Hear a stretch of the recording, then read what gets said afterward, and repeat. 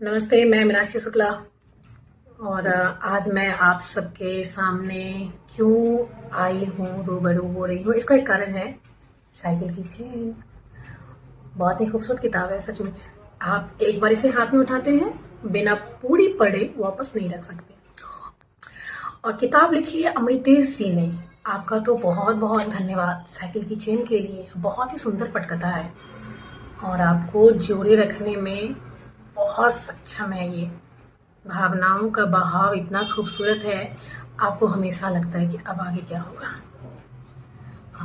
कहानी के बारे में ज़रूर बताऊंगी कुछ, लेकिन चलते हैं पहले बिहार। बिहार की पृष्ठभूमि से ये कहानी ली गई है। और जबकि मैं बिहार से संबंध रखती हूँ तो आप समझ सकते हैं ये मेरे लिए क्या है।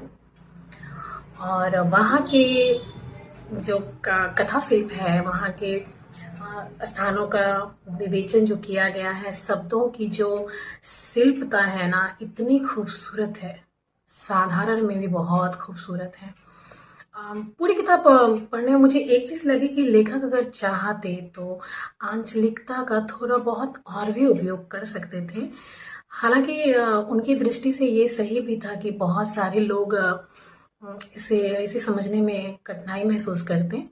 पर फिर भी ठीक है। जब लेकिन उसकी जो हमारी जो मिठास होती है ना अपनी भाषा की, अरे चाचा गाड़ी कब मिलते, ए अखन तक कुछ नहीं मिलतो, भोर पर सब मिलतो बस टेम्पो। एक छोटा सा ये दो डायलॉग था तो मुझे बहुत पसंद आया।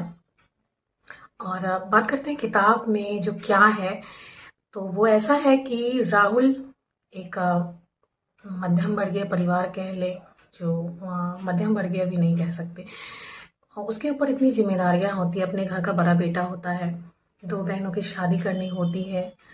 और बड़े होने का मतलब ही होता है कि आप पैदा होते ही अपने सर पे जिम्मेदारियों का टोकरा लेकर ही आते हो। बिहार की नहीं, बहुत सारे जगहों की, भारत की ही ये समस्या होगी। लेकिन बिहार में पढ़ाई अ, पूरी हो या नहीं हो, बेटा कमा के घर पे लाने लग जाए, बाप की थोड़ी मदद हो जाए, इससे बड़ा पुण्य क्या ही होगा।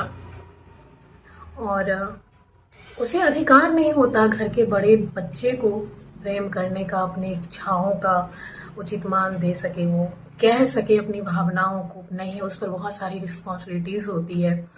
और गाहे बगाए उसके शुभचिंतक, जैसे उसके दोस्त, उसके पड़ोस में रहने वाले जो भैया कह कह के बुलाती है, काया, अमित और चचा जा, असलम, और माँ भी कभी कभी कि देखो बहन की शादी तुम्हें ही करनी है, तुम्हें अधिकार नहीं है कि तुम अभी किसी के प्रेम में पड़ सको, नहीं नहीं तुम इस बात को झटक दो।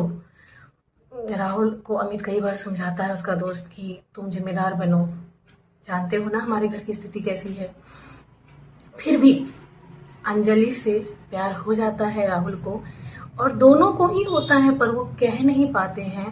और उस समय मोबाइल फ़ोन, टेलीफोन का ज़माना नहीं होता था।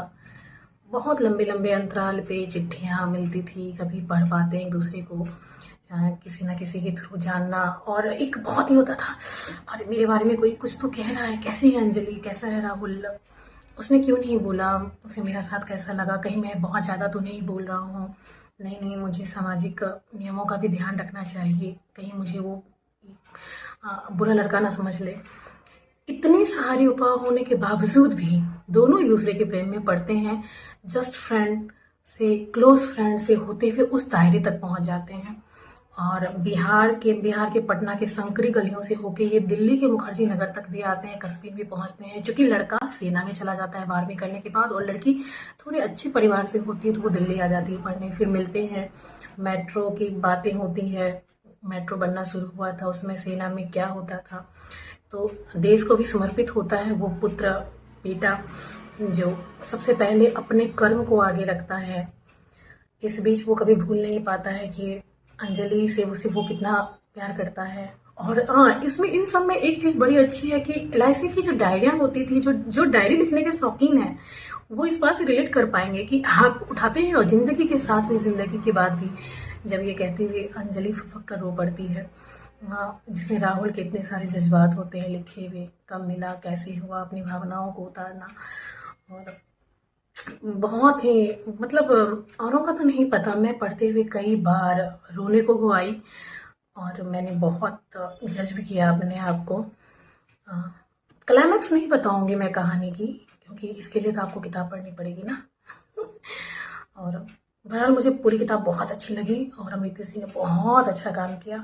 साइकिल की चेन उतरती है और फिर प्यार होता है कैसे, इसका जो शीर्षक है ना बहुत हटके और बहुत ही शानदार है, जो कवर आपको सीधे आकर्षित भी करता है।